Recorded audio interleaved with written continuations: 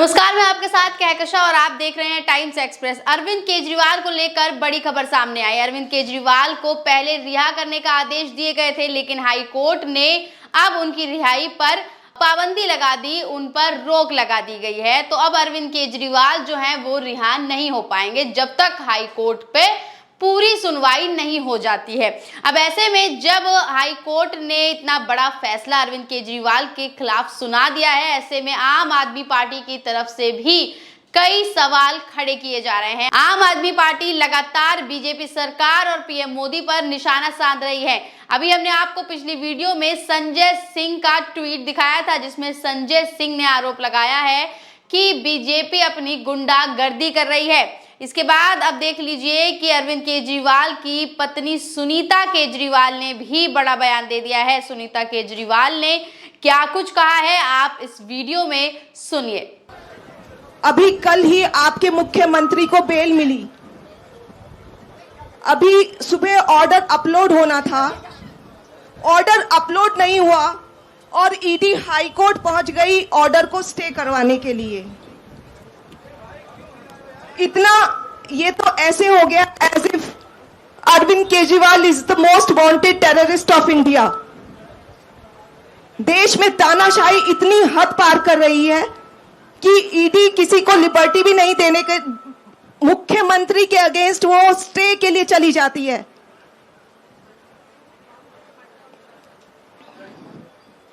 अभी हाईकोर्ट में फैसला आना बाकी है। आशा करते हैं कि हाईकोर्ट न्याय करेगा। तो सुनीता केजरीवाल ने बीजेपी पे बड़ा आरोप लगाया है। उन्होंने ये तक कह दिया है कि बीजेपी और मोदी सरकार जिस तरीके का रवैया अरविंद केजरीवाल के लिए अपना रही है, उससे तो ऐसा लग रहा है कि अरविंद केजरीवाल ने न जाने कौन सा ऐसा गुनाह कर दिया है। यहाँ तक कि उन्होंने ये भी कह दिया है कि क्या अरविंद केजरीवाल ने कोई आतंक फैला दिया है, जिसके बाद उनके साथ इस तरीके का बर्ताव किया जा रहा है। उनकी रिहाई पर बार बार रोक लगाई जा रही है। तो यहाँ ट्वीट भी किया गया है। क्या कुछ कहा है सुनीता केजरीवाल ने, वो यहाँ पर लिखा गया है। इसमें लिखा है कि देश में तानाशाही इतनी बढ़ गई है कि ईडी किसी को भी छूट भी नहीं देना चाहती। ईडी अरविंद केजरीवाल जी के साथ देश के मोस्ट वांटेड आतंकवादी की तरह व्यवहार कर रही है। अभी तो केजरीवाल जी की जमानत का आदेश अपलोड भी नहीं हुआ था कि ईडी स्टे लगाने के लिए हाई कोर्ट तक पहुंच गई, लेकिन अभी हाई कोर्ट का फैसला आना बाकी है और हम आशा करते हैं कि हाई कोर्ट न्याय करेगा। तो अभी भी सुनीता केजरीवाल को हाई कोर्ट से न्याय की उम्मीद है। वो यही मांग कर रही हैं कि हाई कोर्ट जल्द न्याय करेगा और अरविंद केजरीवाल को जल्द ही रिहा कर दिया जाएगा। तो यहाँ देख लीजिए, लगातार आम आदमी पार्टी की तरफ से, उनके नेताओं और कार्यकर्ताओं की तरफ से बड़ी बयानबाजी हो रही है। पीएम मोदी पर तंज कसा जा रहा है, मोदी सरकार को घेरे में लिया जा रहा है।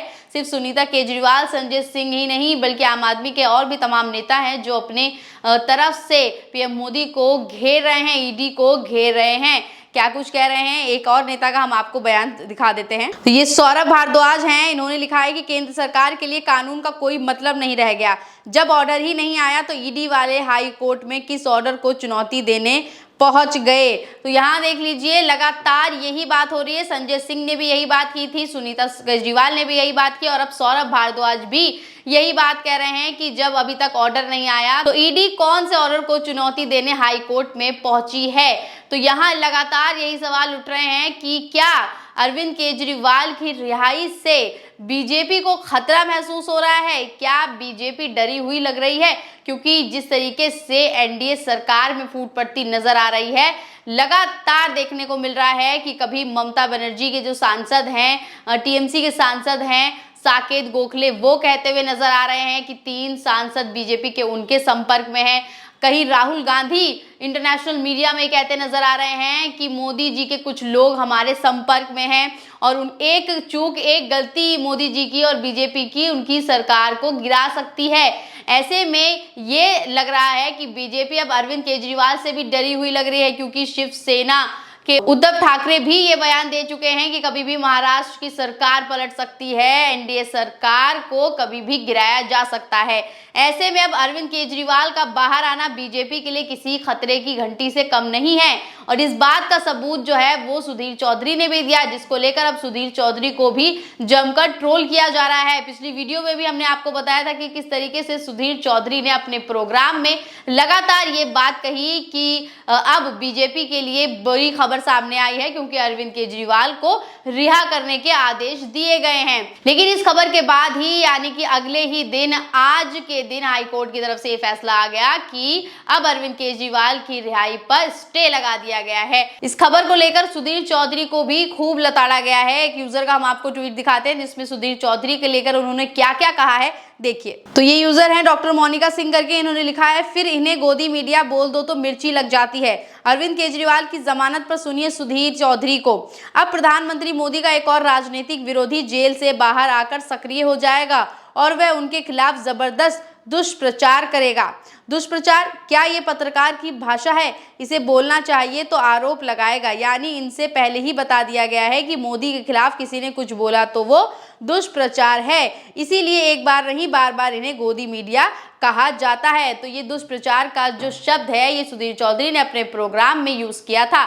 इसके बाद उन्होंने ये भी कहा था कि बीजेपी के लिए बुरी खबर है, क्योंकि अरविंद केजरीवाल की रिहाई के आदेश दे दिए गए हैं। तो यहाँ पर देख लीजिए साफ तौर पर किस तरीके से ये संकेत दिए जा रहे हैं, ये इशारा है कि बीजेपी के लिए अरविंद केजरीवाल बड़ी खतरे की घंटी साबित हो सकते हैं, क्योंकि अरविंद केजरीवाल भी हमेशा बड़े मुखर होकर अपनी आवाज जो है वो रखते हैं। और इस वक्त जिस तरीके से पेपर लीक के मामले सामने आए हैं, रेल दुर्घटनाओं के मामले सामने आए हैं, ऐसे में अरविंद केजरीवाल भी राहुल गांधी, अखिलेश यादव की तरह ही बीजेपी को, पीएम मोदी को जबरदस्त तरीके से घेर सकते हैं। लेकिन बीजेपी ने अपना खेल कर दिया और अब बीजेपी ने अरविंद केजरीवाल को रिहा ही नहीं होने दिया है। हालांकि इसमें ईडी की तरफ से ही चुनौती दी गई है हाईकोर्ट में कि पूरी सुनवाई होने के बाद ही इस पर कोई फैसला लेना चाहिए, लेकिन निचली अदालत ने अरविंद केजरीवाल को रिहा कर दिया था। लेकिन ईडी के बारे में तो आप सब हमेशा से ही जानते हैं, विपक्ष ने हमेशा इस बात को लेकर जोर दिया है और आवाज उठाई है कि ईडी जो है वो सिर्फ बीजेपी के इशारों पर ही काम करता है। इसलिए इस बार भी यही कहा जा रहा है, इस बार भी यही माना जा रहा है कि बीजेपी के कहने पर ही ईडी ने हाईकोर्ट में अपनी चुनौती दी है, ताकि केजरीवाल को रिहा नहीं किया जाना चाहिए, केजरीवाल रिहा ना हो पाए और बीजेपी जो है वो अपनी सरकार किसी ना किसी तरीके से बचा ले। अब 18वीं लोकसभा का जो सत्र है वो भी शुरू होने वाला है और सत्र से पहले देखिए तमाम चीजों में बीजेपी और एनडीए पहले ही घिर चुकी है। इसके बाद ही अब स्पीकर पद को लेकर भी पेंच फंसते नजर आ रहे हैं। स्पीकर पद को लेकर जहां जेडीयू ने बीजेपी को समर्थन दे दिया है, वहीं टीडीपी अभी भी स्पीकर पद के लिए अड़ी हुई है। तो आप सब तो जानते ही हैं कि ईडी को लेकर हमेशा विपक्ष ये सवाल उठाता आया है कि ईडी बीजेपी के इशारों पर काम करती है और बीजेपी के कहने पर ही वो विपक्ष के नेताओं पर जो है छापेमारी करती है और घोटालों में उनके नाम डाले जाते हैं। अपने आदेश में दिल्ली कोर्ट ने यह भी कहा था कि ईडी अरविंद केजरीवाल मामले में पक्षपाती रवैये से काम कर रही है, यानी कि अब दिल्ली कोर्ट ने, जो राउज एवेन्यू कोर्ट है, उन्होंने भी ये मान लिया कि ईडी जो है वो पक्षपात कर रही है केजरीवाल के इस केस में। तो अब देखना होगा कि आखिर कब तक ईडी जो है बीजेपी के इशारों पर काम करती है, या अब हाई कोर्ट की तरफ से केजरीवाल के लिए कोई अच्छा फैसला सुनाया जाता है। बन रहिए टाइम्स एक्सप्रेस के साथ। धन्यवाद।